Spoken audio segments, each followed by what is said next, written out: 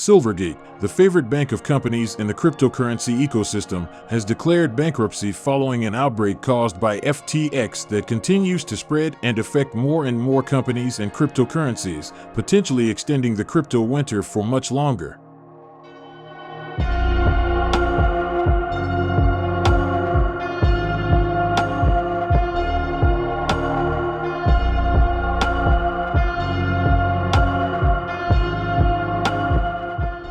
Silvergate was a bank created in La Jolla, California in 1988, which initially maintained a low profile like many other regional banks in the United States, focusing on providing banking services to local businesses and mortgage loans. However, everything would change with the arrival of Alan Lane in 2008. Alan Lane saw an opportunity in the cryptocurrency ecosystem and made a radical change to the bank, which soon left its low profile behind. In 2013, it began providing banking services to cryptocurrency startups, which had constant problems finding a bank willing to provide them with services.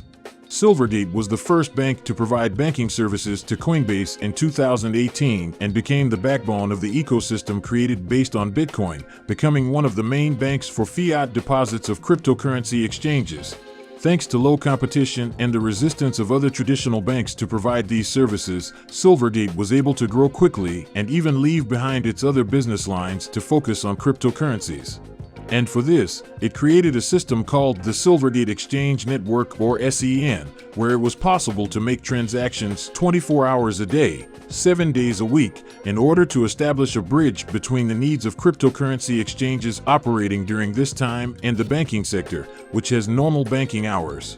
In 2019, the company went public and became one of the first companies in the ecosystem to be listed on the U.S. stock exchange. This gave cryptocurrencies great support because this bank, although small, was part of the traditional system and was monitored and regulated like any other bank, and even as any private bank, it holds shares in the Federal Reserve Bank of San Francisco. And with the golden age that cryptocurrencies experienced in 2020 and 2021, the bank's stock price went from the $12 with which it debuted on the stock market to reaching its peak of $225 in November 2021.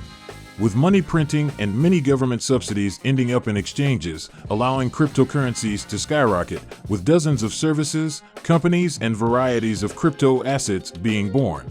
However, this golden age ended, and the subsidies began to disappear and inflation to increase, forcing central banks to take measures, first by stopping the injection of money into the economy and then increasing interest rates, making capital more expensive and hitting stocks, real estate, and cryptocurrencies. And Bitcoin, as a representation of the sector, went from 68,000 in November 2021 to around 20,000 at the time of recording this video, dropping to less than 16,000 at the end of 2022.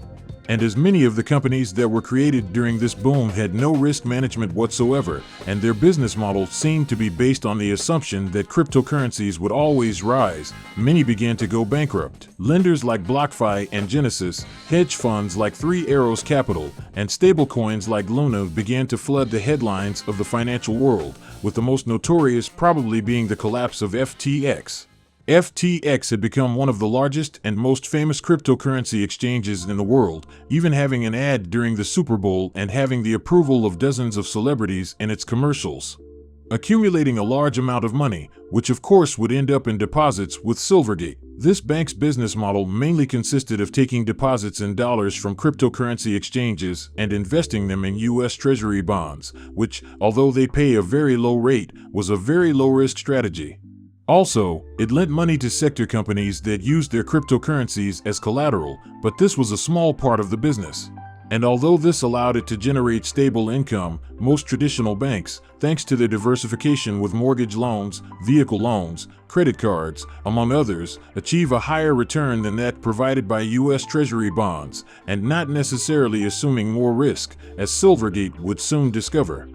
Because with the fall of FTX and the massive capital outflow from exchanges as a result of people's mistrust in many of these institutions, Silvergate began to suffer a liquidation of its deposits and was forced, in order to respond to this capital outflow, to sell many of its investments in treasury bonds and other low-risk bonds. The problem is that these bonds had fallen considerably in price because interest rates had risen, and when interest rates rise, bonds fall in price. When they fall, bonds rise in price. This caused Silvergate to incur losses of approximately $1 billion in the fourth quarter of 2022. Estimated because the company has not yet released its annual results for 2022 and has actually requested a delay in them, something that of course the market did not take in very well. And on March 2nd, the stock had a 50% drop and has accumulated a loss of over 95% in the last year. Bitcoin, for its part, fell around $1,100 in a matter of minutes. The main problem is that the losses caused by the withdrawal of deposits will erase more than 90% of the company's equity, which also faces a series of lawsuits for what happened with FTX, and if a fine is imposed on the company, it is likely that it will not be able to respond if it is particularly high. Because Silvergate, like any other bank in the system, has a responsibility to be alert to the nature of its clients' deposits.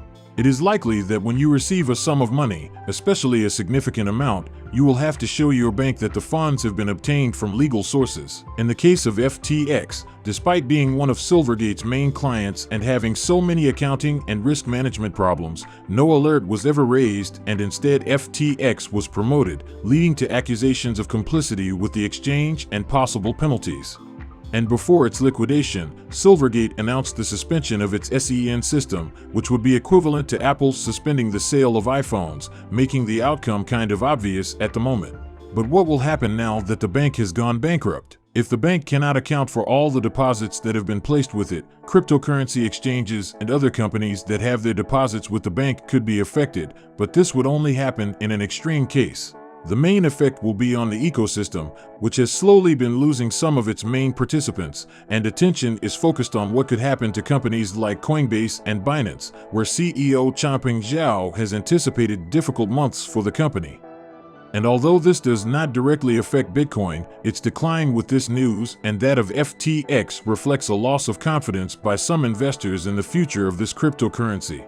This is due to problems in obtaining mass implementation, as well as not meeting the profit expectations of some investors who have chosen to invest in other types of assets.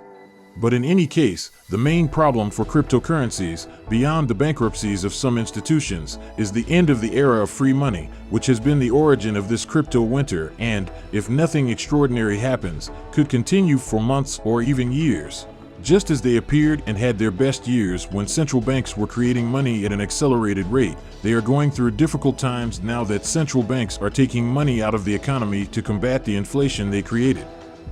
And regarding the question that many are asking about whether these collapses could spread to the rest of the economy, at the moment it is unlikely, and unlike what would happen with other banks, the fall of Silvergate will have minimal contagion on the banking sector or people and will mainly affect cryptocurrency exchanges.